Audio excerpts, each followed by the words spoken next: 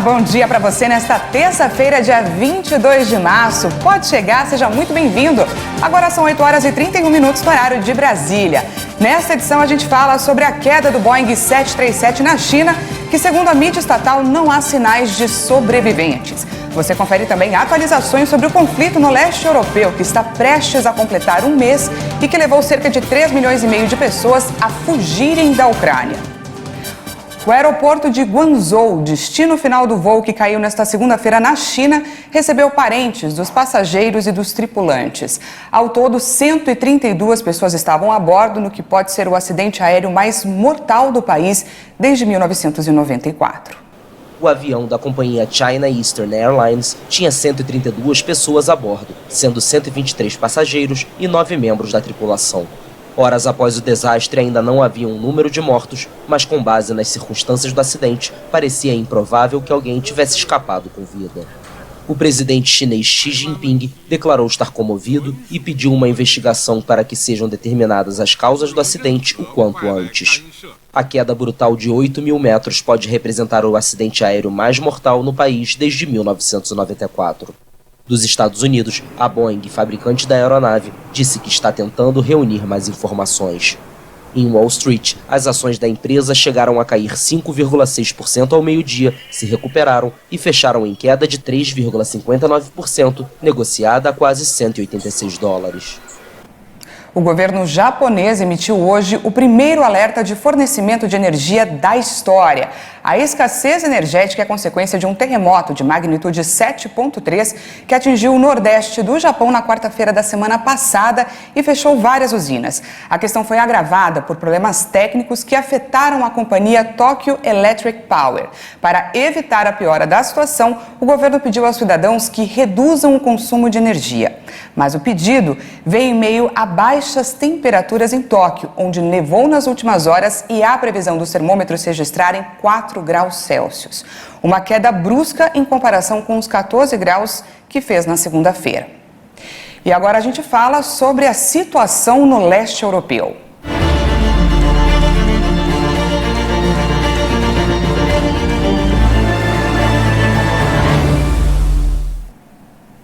O conflito entre Rússia e Ucrânia está prestes a completar um mês sem perspectiva de acordo. As conversas para um cessar-fogo estão suspensas temporariamente e as batalhas continuam em território ucraniano. Mariupol segue como uma zona crítica, com relatos de situação de calamidade da população local.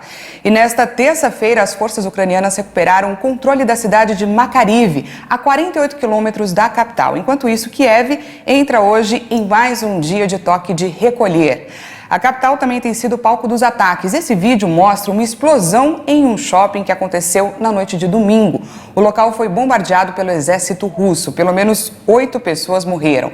A Rússia alegou que o local era usado para armazenar armas e munições e nega um atentado contra civis. De acordo com um balanço divulgado pelo governo ucraniano, mais de 8.000 pessoas passaram pelos 7 corredores humanitários abertos no país na segunda-feira. Hoje, porém, essas rotas estarão suspensas. E o governo norte-americano advertiu sobre a possibilidade de ataque cibernético russo e pediu que as empresas tenham cautela. Segundo o democrata, os serviços de inteligência indicam uma crescente ameaça cibernética russa.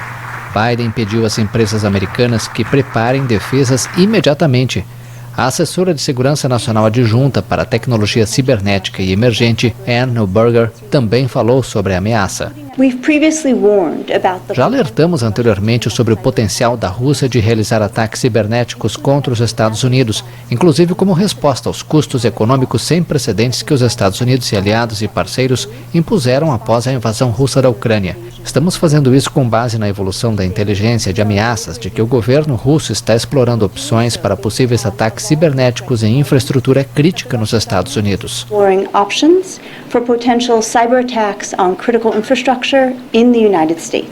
O governo americano destacou que continuará utilizando todas as ferramentas para dissuadir, interromper e, se for necessário, responder aos ataques cibernéticos contra a infraestrutura crítica, mas ressaltou que a maioria da infraestrutura crítica no país é de propriedade e operada por entidades privadas, as quais não se pode obrigar a tomar medidas específicas de segurança cibernética. Com a intenção de aumentar a ajuda à Ucrânia, a União Europeia aprovou novas estratégias, incluindo uma força militar para oferecer mais autonomia até 2025. Os ministros das Relações Exteriores europeus chegaram a um acordo político nesta segunda-feira para contribuir com 500 milhões de euros adicionais, dobrando assim o fundo de auxílio material à Ucrânia. O bloco já havia aprovado o uso de 500 milhões de euros do Fundo Europeu de Apoio à Paz para a compra e entrega de material letal e equipamentos médicos à Ucrânia.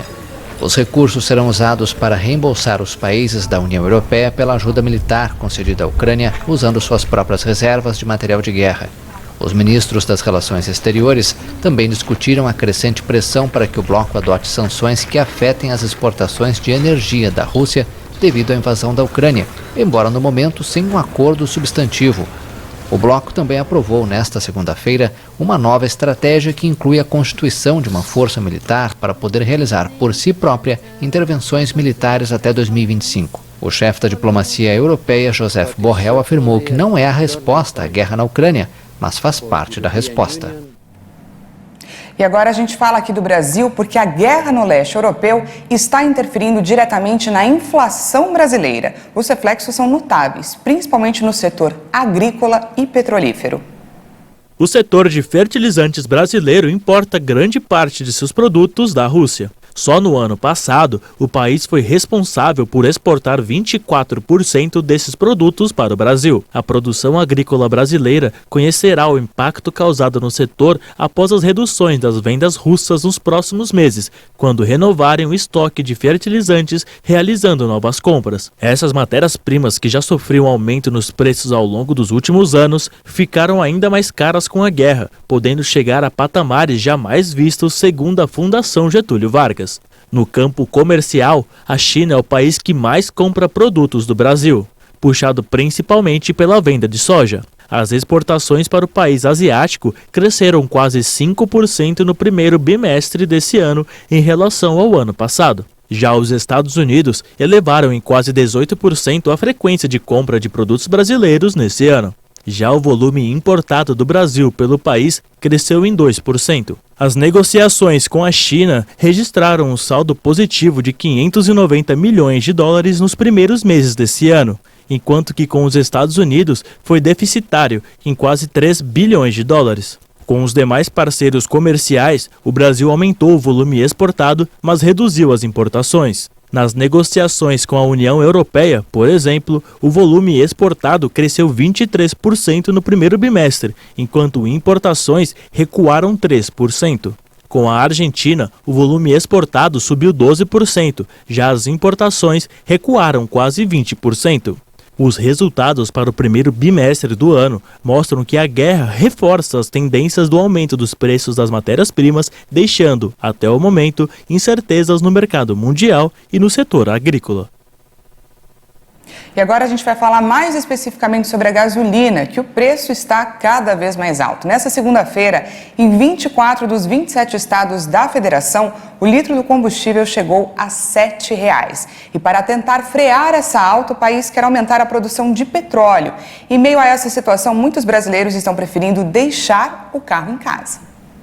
A estimativa é que em 2024, ano que compradores estarão procurando alternativas para substituir o petróleo russo, o Brasil aumente sua produção em níveis consideráveis, chegando a produzir mais de 1 milhão de litros de petróleo por dia. Em 2026, a projeção é que o país produza quase 2,5 milhões e daqui 10 anos, em 2032, esteja produzindo 3 milhões de litros. O petróleo brasileiro vem principalmente de campos de águas profundas, que exigem plataformas caras e componentes submarinos.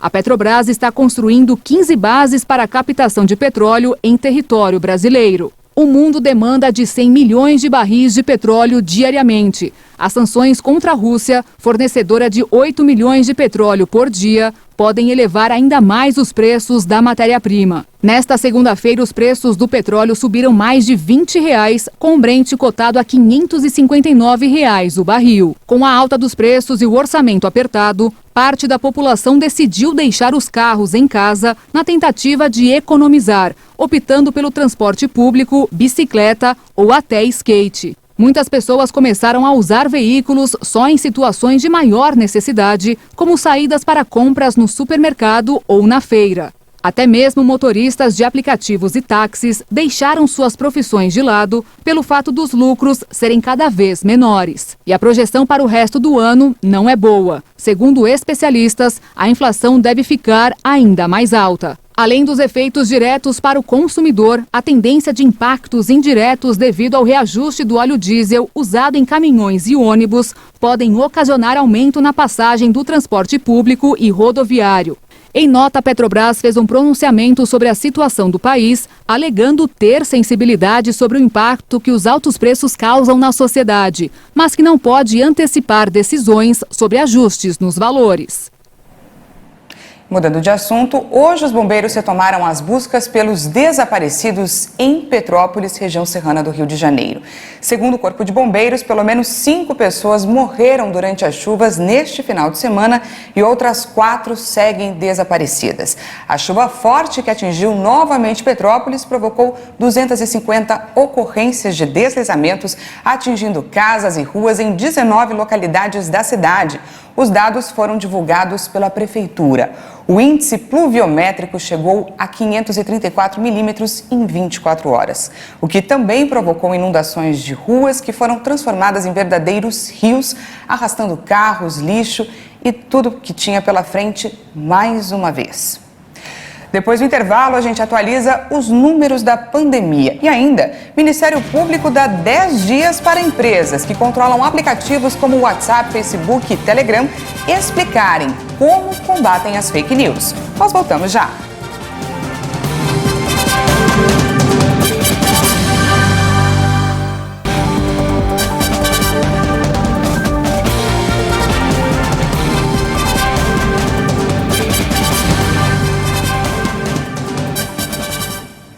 E seja bem-vindo de volta, estamos ao vivo, agora são 8 horas e 46 minutos no horário de Brasília.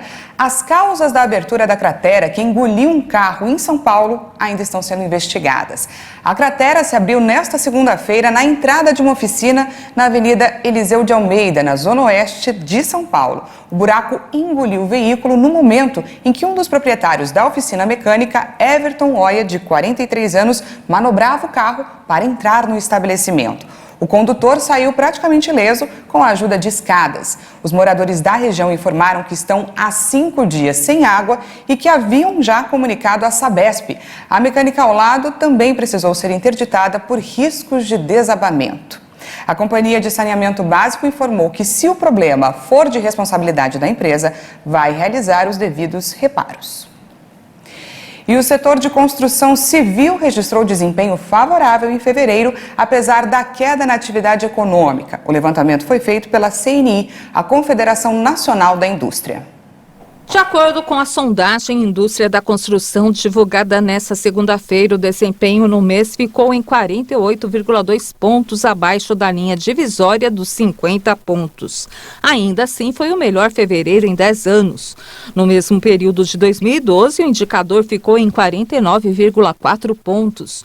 O índice do número de empregados ficou em 49,2 pontos. Assim como no nível de atividade, a pontuação é a maior para o mês desde 2012, quando registrou 50,8 pontos. Além disso, o índice de intenção de investimento da indústria da construção subiu 1 ponto para 49,6 pontos. O valor registrado é o maior desde 2014 para o mês. O índice de confiança do empresário da indústria de construção caiu 1,3 ponto para 55,3 pontos no início deste ano. Por estar acima da linha divisória de 50 pontos, a pontuação indica que os empresários da construção estão confiantes. O indicador de novos empreendimentos e serviços recuou 1,8 ponto para 54,8 pontos. Já o índice de expectativa do número de empregados registrou queda de 0,9 pontos para 55 pontos, após 5 meses consecutivos de expansão. A sondagem da CNI foi feita com 395 empresas, sendo 143 de pequeno, 172 de médio e 80 de grande portes, entre 13 e 11 de março deste ano. O preço da cesta básica aumentou quase 50% nos últimos 3 anos. E olha só, o aumento do grupo de alimentos essenciais para o brasileiro chegou ao dobro da inflação acumulada. Vamos conferir. O custo da cesta básica aumentou 48,3% em 3 anos. O grupo de alimentos essenciais para a vida dos brasileiros passou de R$ 482,40 em fevereiro de 2019 para R$ 715,65 no mesmo mês de 2022. A alta é o dobro da inflação acumulada no período, medida pelo Índice Nacional de Preços ao Consumidor Amplo. O valor se refere à cesta básica de São Paulo, a mais cara do país, de acordo com a Pesquisa Nacional da Cesta Básica de Alimentos, do DIEESE. O levantamento da cesta básica analisou os preços em 17 capitais, todos os meses. Entre os produtos que mais subiram nos últimos 3 anos, soja, café, açúcar e carne, que têm os preços mais pressionados por causa da cotação internacional. Um dos exemplos de forte alta foi o preço do óleo de soja, que passou de R$ 3,48 para R$ 8,82. O pacote de 600 gramas de café custava R$ 11,50 em 2019 e agora custa R$ 21,65. O quilo da carne bovina foi de R$ 25,00 para R$ 44,27. O Ministério Público Federal deu prazo de 10 dias para que as empresas que controlam os aplicativos WhatsApp, Facebook, Twitter, TikTok e YouTube prestem esclarecimentos sobre como atuam contra práticas organizadas de desinformação. A medida é a mesma que deverá ser cumprida pelo Telegram, que chegou a ser ameaçado de ser bloqueado pelo ministro Alexandre de Moraes, do STF. De acordo com o magistrado, a plataforma de mensagens cumpriu integralmente as decisões judiciais da Suprema Corte. De origem russa e com sede em Dubai, o Telegram está instalado em 53% dos celulares brasileiros e, conforme dados do Tribunal Superior Eleitoral, é o aplicativo que mais cresce no país. O fundador do Telegram, Pavel Durov, enviou pedido de desculpas ao ministro Alexandre de Moraes. E entre as medidas já adotadas, confirmou o combate à desinformação e divulgação de notícias fraudulentas. E agora a gente muda de assunto para falar sobre a pandemia. Após 2 meses, as mortes diárias por Covid ficaram abaixo de 100. A última vez que o Brasil esteve abaixo desse patamar foi no dia 16 de janeiro, com 74 vítimas da doença por dia. Foram confirmadas mais 97 novas mortes por Covid-19 no Brasil. O total de óbitos pela doença desde o início da pandemia já chegou em 657.302. Também foram registrados 11.110 novos casos de Covid-19 no mesmo período. Ao todo, já são 29.641.000 diagnósticos confirmados. A média móvel de mortes chega a 293 vítimas diárias. Em relação a 2 semanas, a curva ainda apresenta tendência de queda, com uma variação de menos 32%. A média de casos na última semana foi de 37.362 registros por dia. Os dados mostraram uma tendência de estabilidade, com uma redução de 7% em relação a 2 semanas. Hoje, no mapa da evolução da doença por regiões, 2 estados registraram alta, Roraima e Tocantins. Em estabilidade estão 3 estados, Espírito Santo, Pernambuco e Rio de Janeiro. 22 unidades da federação registraram queda. Vamos para um balanço da vacinação aqui no Brasil. O país já aplicou mais de 408.349.000 doses de vacinas contra a Covid. Você confere agora o nosso vacinômetro. Segundo o Ministério da Saúde e as secretarias estaduais de saúde, mais de 175.363.000 pessoas tomaram a primeira dose.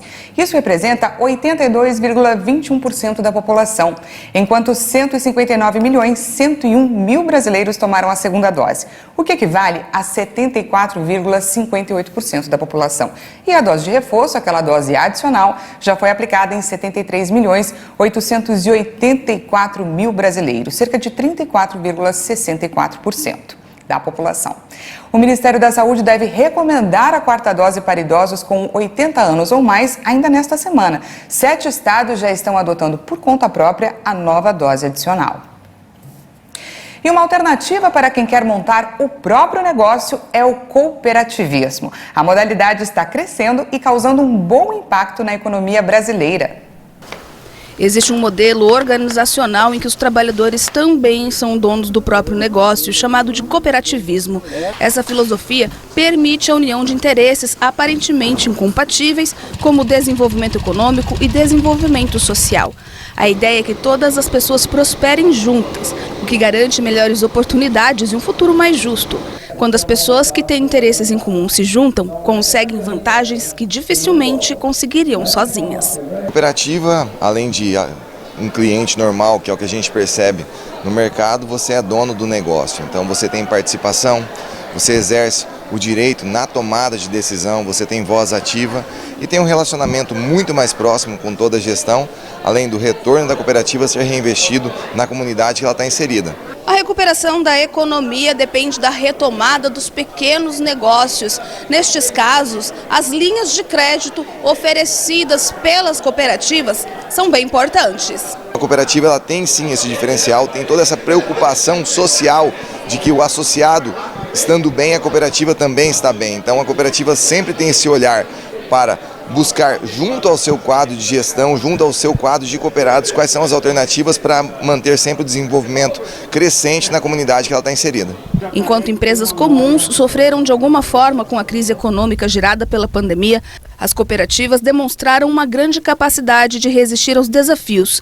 Um estudo divulgado pelo Banco Central em maio do ano passado mostrou o crescimento do cooperativismo de crédito no Brasil e como as cooperativas têm respondido às crises de forma diferente dos bancos tradicionais, suavizando os efeitos negativos de recessões. Os números do cooperativismo no mundo impressionam. Gera 250 milhões de empregos. Está presente em 100 países. Congrega 1 bilhão de pessoas. 1 a cada 7 pessoas no mundo são associadas a alguma cooperativa. Se as 300 maiores cooperativas do mundo fossem um país, seriam a 9ª economia do mundo. Existem 2,6 milhões de cooperativas. Já o cooperativismo agrícola impulsiona a economia brasileira, além da geração de empregos. Essas cooperativas trabalham na intermediação do relacionamento dos produtores rurais com as empresas e com o mercado consumidor. Em Dourados, por exemplo, boa parte da economia gira em torno do agronegócio. O agronegócio, dentro do cooperativismo, ele tem um atendimento diferenciado, mais próximo ao associado. Ele dá aquela ênfase assim, de você estar junto. Então isso é o que eu vejo no cooperativismo, dentro do agronegócio, na nossa cooperativa Cicobi, Dourados, Maracaju, Rio Brilhante, Carapó e Amambaia. Nosso projeto é esse, dentro do cooperativismo. Nas assembleias das cooperativas são anunciadas as sobras que são rateadas entre os cooperados e também discutidas ações importantes que serão desenvolvidas, bem como o balanço apresentado aos cooperados. Especialmente nesta assembleia que aconteceu em Dourados, foi tratado também sobre a expansão da cooperativa em Mato Grosso do Sul, com novas agências no estado. Como esse momento é um momento que há muito tempo a gente não estava vivendo, a gente também tem que aprender a administrar isso. Mas estamos sempre prontos, né, a atender as necessidades e procurar ser uma pessoa, uma entidade que vai ajudar a fomentar o negócio do nosso associado. E antes da gente encerrar, a gente vai dar uma olhada em mais uma daquelas imagens de esperança que viralizaram nas redes sociais durante a invasão russa. Isso porque a invasão das tropas russas à Ucrânia já obrigou mais de 3,5 milhões de pessoas a abandonarem o país. E para amenizar o sofrimento desses refugiados, em sua maioria mulheres e crianças, um grupo de médicos resolveu realizar um trabalho diferente. Vestidos de palhaços no estilo Doutores da Alegria, eles recepcionam os refugiados na fronteira da Ucrânia com a Moldávia. As crianças são o principal alvo. Elas recebem pirulitos e participam das brincadeiras. Por alguns instantes, os palhaços conseguem fazer o que parecia impossível: as pessoas darem risada, sorrirem e esquecerem, que seja por instantes, os horrores da guerra. E mesmo em meio a toda a destruição, aquela velha máxima do ciclo continua valendo. O show tem que continuar, principalmente o show da vida. Essa edição fica por aqui. Muito obrigada pela sua companhia. Às 10 horas tem mais informações com a Patrícia Belenic e à 1 da tarde, eu e ela esperamos por você. Até lá.